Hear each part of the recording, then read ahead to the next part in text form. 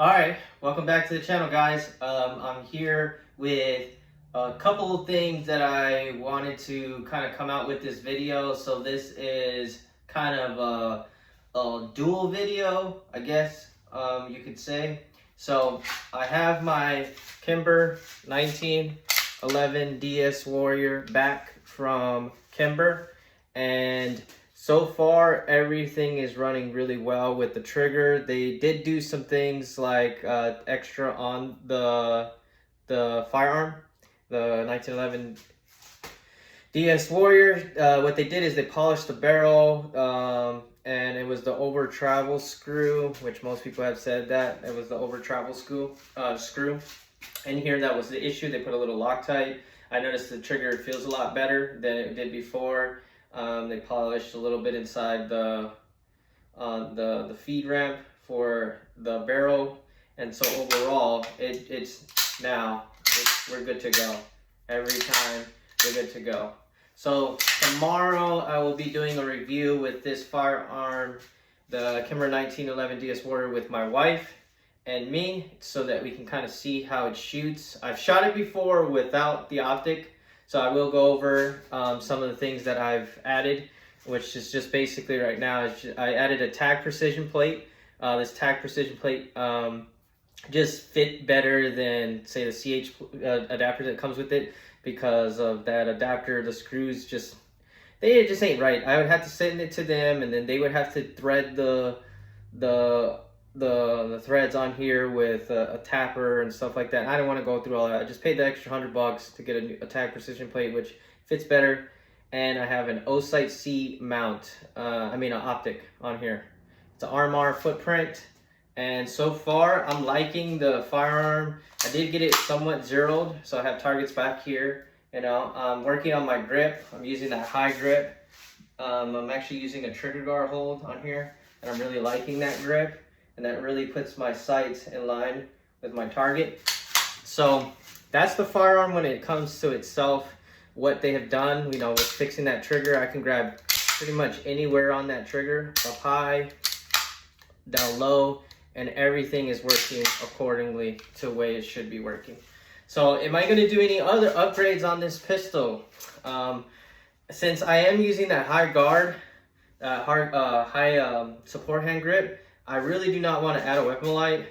I'm not a big fan of weapon lights, just because of what they do when it comes to adding to the firearm. They add a little extra weight. I know that could help with recoil. I heard, like, most people say about 10% on recoil. But just overall weight, and if I want to actually hold this, it's not something I want to add any more weight. I do have a big window because this is going to be my competition shooting gun. So that's why you can guys see I do have that holster. So now going to the Ben Stoeger Essential holster kit. Okay, so this comes with an inner belt, which I'm going to take off right now. I'm going to actually put this firearm over here, just in the time being. So to go over this holster, it comes with an inner belt. I'm going to take it off right now so you guys can see. There's an inner belt that comes in. You can pick your colors when it comes to the inner belt. I chose blue. They didn't have the colors I wanted for my mag pouches, but I went with a contrast color just so, if anything, if I miss my spot of grabbing, because usually I've been practicing on quick reloads with not being able to look, so basically pulling out like this, which I'll go over some reloads later on, which I like to face my rounds down range, so that when I grab, I can roll in with my index finger to kind of help with leading the mag into the firearm. So there's the inner layer that you would have that goes strap onto the belt, which you can put that through like your pants, and then you have your outer layer. And let me just fix this real quick. There is some things that I don't like about this already, like you can see. I'm gonna put the belt right here. The threading on here is already kind of coming loose, and I've only had the belt for maybe 2 days. Like, some of those things that I'm just like, not a fan of, that part of this which holds the belts together at the end, kind of for extra protection.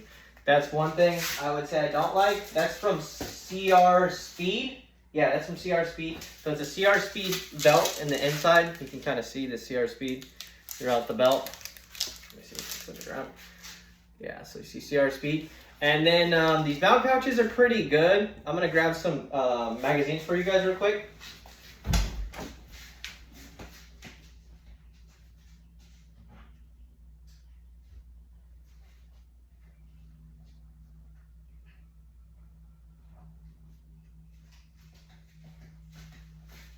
So here's some of the magazines that you can kind of put in on the belt. I'm just gonna throw this in on real quick just to show you.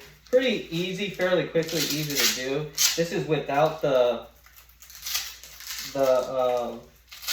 little attachment that I just showed you guys. This is what it would look like without it.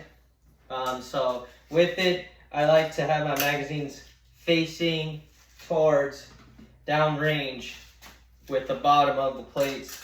This is a Glock mag. So I haven't tested out the Glock mags yet. They do give you extra springs inside, or like little, I guess you would call them springs inside the mag pouches so they can hold better. So I'm gonna grab the firearm real quick.